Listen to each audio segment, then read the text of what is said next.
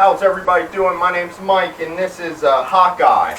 So what I'm doing today is I'm going to be using a heel stick. This is a special video because I have not made a video on this yet. And what a heel stick is this is just an object. It's a flexible. You can see it's a flexible stick. So this is just poplar wood, right? So it's very flexible. This could snap very easily. So you do not strike the dog with this. The only thing we use it for is we use it as a boundary for the dog. So I tell the dog to heel, and I go like this. You see him? It's a boundary. Now, if the dog moves in front of it, the only thing we would do is tap. See how he moved back? See, I just tap his shins. They also use a heel stick in horse training. So this is a common tool among animal trainers. Sadly though, I do not see many trainers using something like a heel stick. I bet most trainers do not even know what a heel stick is, especially if they're using treats. They're not going to have a heel stick because they don't have enough hands when they have you got a dog, a clicker, and treats on you. You're not going to be using, a heel stick. But this is a very valuable tool. I've used it with several dogs. This one, this is very useful for. This guy, let's a couple notes on him. See how he's looking at the chimes because they're making noise. You see how his body is facing the chimes because he's concerned about the chimes. He's worried. He's very fearful. This dog is fearful of everything that is happening outdoors. Inside, not so much. Outdoors, cars, noises, insects. Noises, like if I came home and turned my truck off and then I come outside and I'm walking him and he hears anything dripping from the truck, any ping noise, anything, he's looking at everything on top of the chimes. Okay, so the dog's also holding his urine for a long time when I take him in the grass. Some of that's fear. Part of that is not proper potty training. So if a dog hits the grass and they don't go right away, they're not properly potty trained. The grass should mean go for them. So that's something we're working on with them, but I wanted everybody to see that the dog is fearful, so we do a different curriculum for a fearful dog, if you will. I'll be using the heel stick, and I'm going to be using attrition, so I'll probably start with the heel stick, and I may throw that aside once he's going good, and then we're using attrition. That means we're going to give him a series of commands like real fast, right in a row. Basically, I'm going to give him something to do. I'm going to make him focus on me instead of focusing on the chimes, you see. Here's the chimes, he looks every time, So I'm going to give him something to do, which will be focus on me and the commands I'm giving, rather than, focus on the environment out here. So for a fearful dog, especially one that's fearful outside, you have to work them outside. That is the only way for them to become unfearful. So enough talking, let's go ahead and get into it. Heel. So it's hard for him to be by the chimes. Sit. No, sit. See the backing up, the looking. Heel. Sit. No, sit. Heel. Sit. Heel. Sit. So if you notice, he keeps backing up. Fearful dogs back away from things, okay? So he keeps looking at the chimes, and it makes it more, this would be much easier in my home. And what I'm going to actually do is I'm going to toss this aside because he's not really trying to get in front of me right now. What I want to do is use two hands on the leash because he's going to give me more control like this. Heel. Sit. So I cannot allow him to back up so much. Heel. Sit. Good. Heel. Sit. Good. Heel. Sit. Good boy. Good job. Heel. Sit. Good. Heel. Sit. Sit. Sit. Good. So good. Sit. Heel. Heel. Sit. Sit.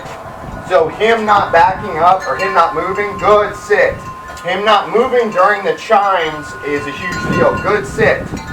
Sit. Sit. Sit. Good boy. Good sit. So he's learning that when the chimes go off, don't move, keep sitting. Sit. Now the owners, they had taught the dog to sit, but he would only sit for a half a second. I don't really consider it a sit if the dog cannot hold the position. Sit. So what I'm going to keep doing is keep giving him commands. So here we go. Heel. So he looks at the chime, I give him a command. Sit. Good boy. Sit. Heel. Sit. Good. Heel. Sit. Heel.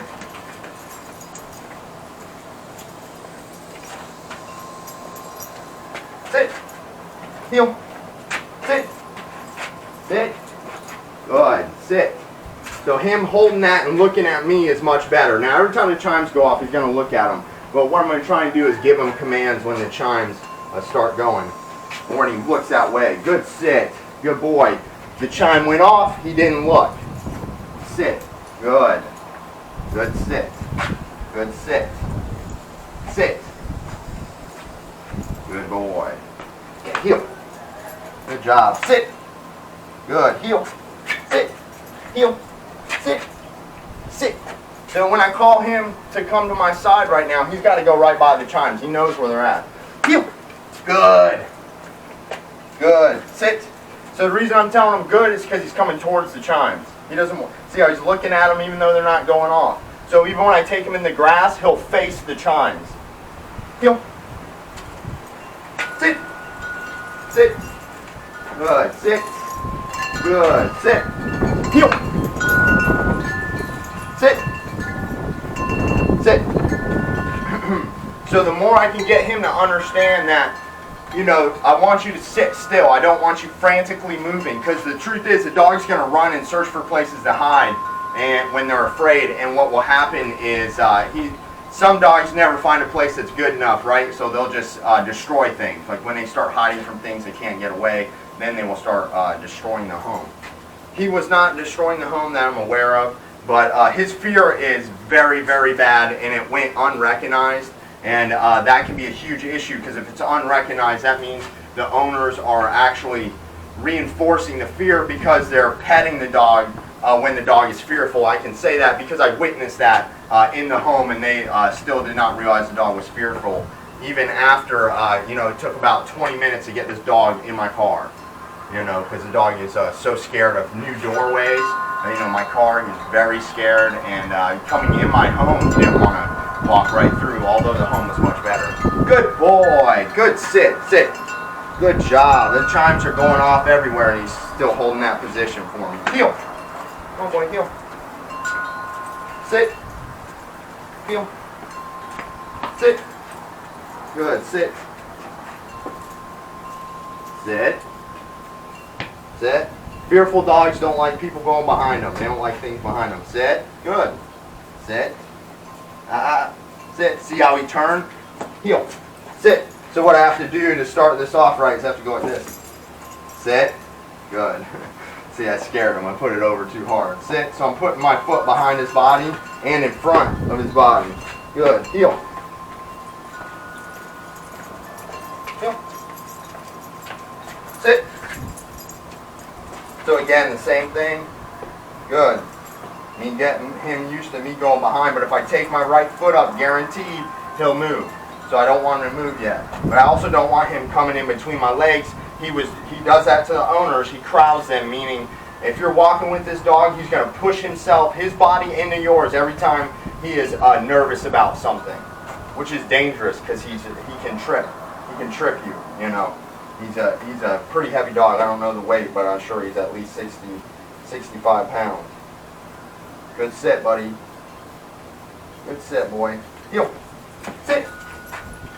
Heel. Sit. Heel. No, heel.